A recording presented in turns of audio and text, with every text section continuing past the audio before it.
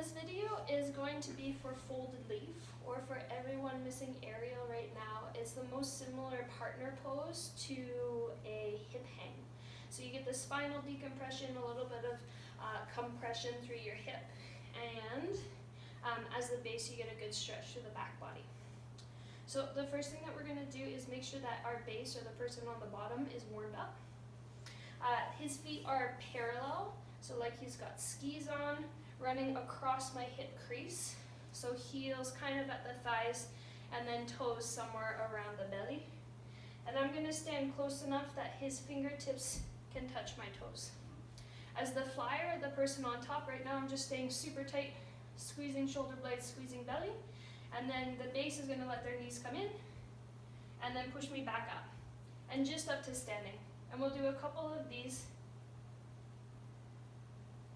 So as the flyer, try not to control anything other than staying tight. And as the base, you're letting your knees come in towards your chest, and then pushing back up, right? Let's do 2 more.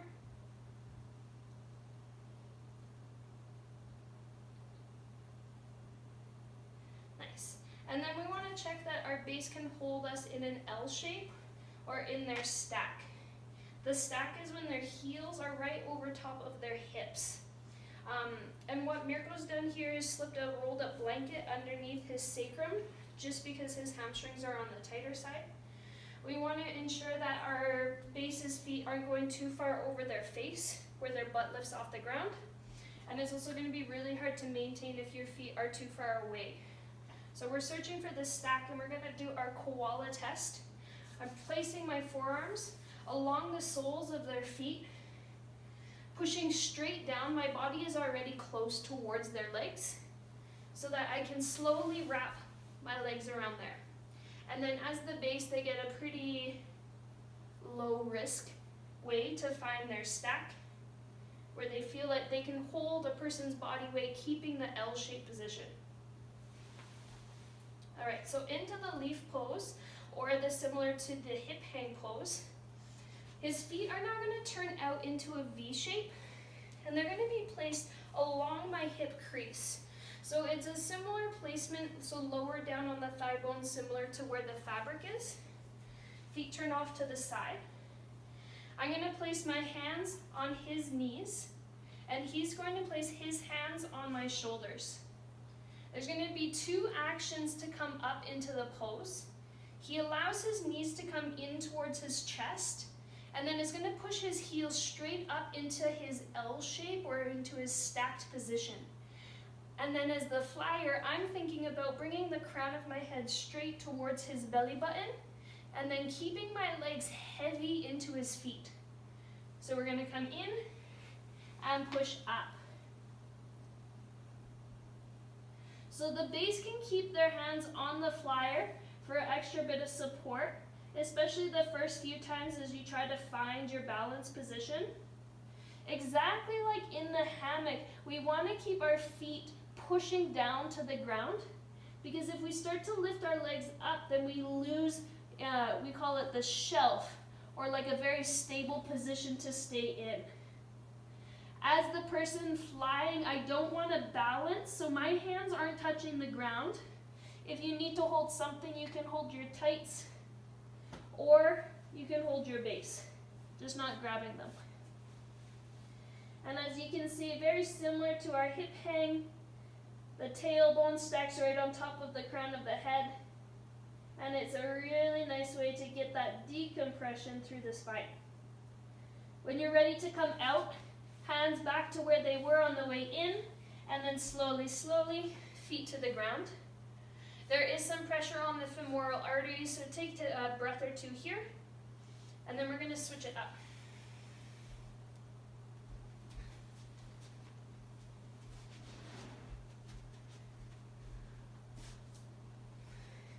So the same thing, the setup, my feet turn out, so like duck feet, and I'm more on his thigh bones than across his hips.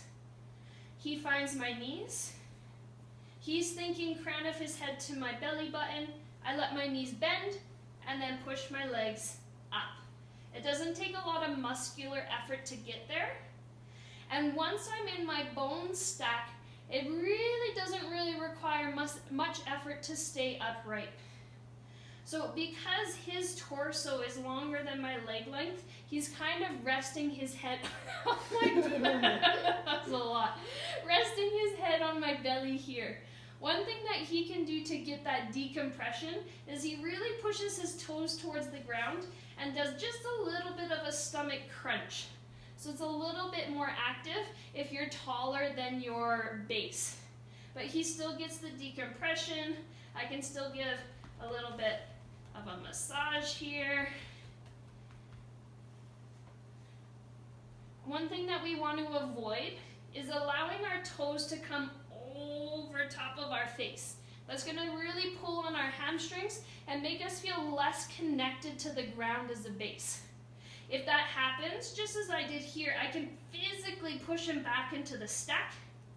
If you have a third person with you in isolation, they could be standing overhead, pushing your flyer away if that were to happen, and just acting as an extra set of hands and eyes.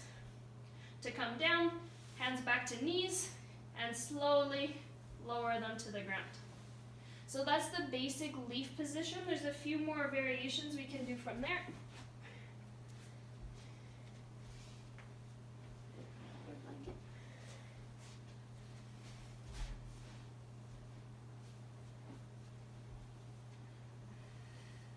So we come in nice and slow. He could find my wrists and do this as a superwoman, superman stretch where he pushes his feet and pulls his hands away so I get a bit of a traction on your inhale, and then as you exhale, relax. Flyers, always your thigh bones are pushing into the soles of your base's feet. We could come and grab opposite elbows and take a butterfly leg. His fingers could find my collarbones. Collarbones? Across my chest. Yeah. Collarbones? That's no collarbone. Close enough. And then he can slowly bend one leg and the other, getting a bit of a twist. Slower. And here, just like before, and just like when you're in your hammock, we're constantly pushing our thigh bones down to keep that steady position. And then back through to center. And my favorite one is just massage. So his hands can come